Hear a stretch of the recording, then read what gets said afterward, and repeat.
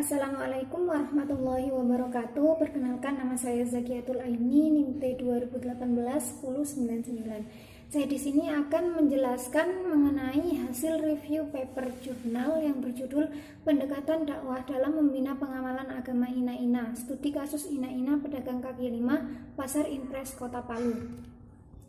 Yang pertama, identitas paper. Judul papernya adalah Pendekatan Dakwah dalam Membina Pengamalan Agama Ina-Ina, Studi Kasus Ina-Ina Pedagang Kaki Lima, Pasar Impres Kota Palu.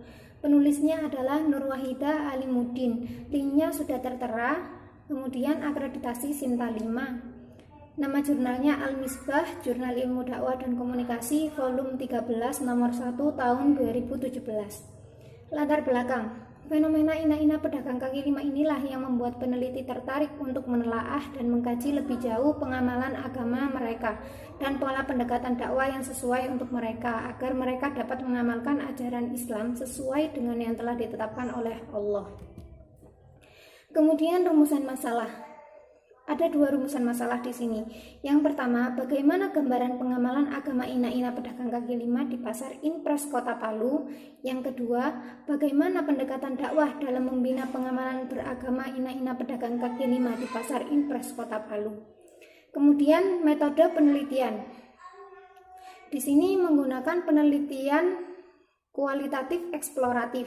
Kemudian sumber datanya ada dua, yaitu sumber data primer yang diklasifikasi berdasarkan area tempat mereka berjualan, dan sumber data sekunder, yaitu sumber yang tak langsung, para mubaligh atau mubalighot yang turut andil dalam memberikan dakwah di daerah tempat tinggal para ina-ina.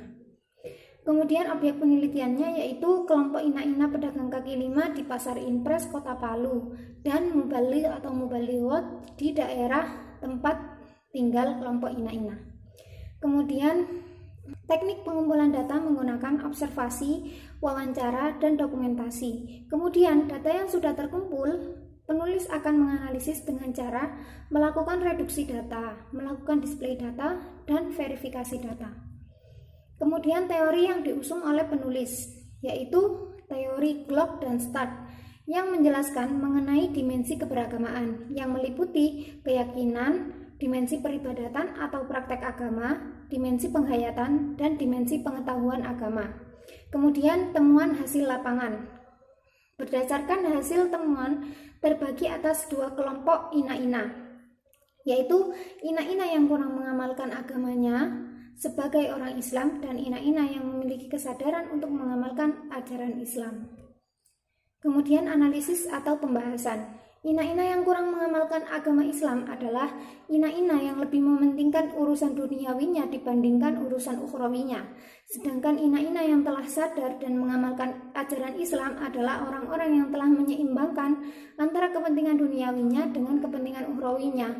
Hal ini disebabkan karena adanya salah satu kelompok yang tidak mendapatkan bimbingan dan pengajaran mengenai agama serta konsekuensi beragama sebagai orang Islam.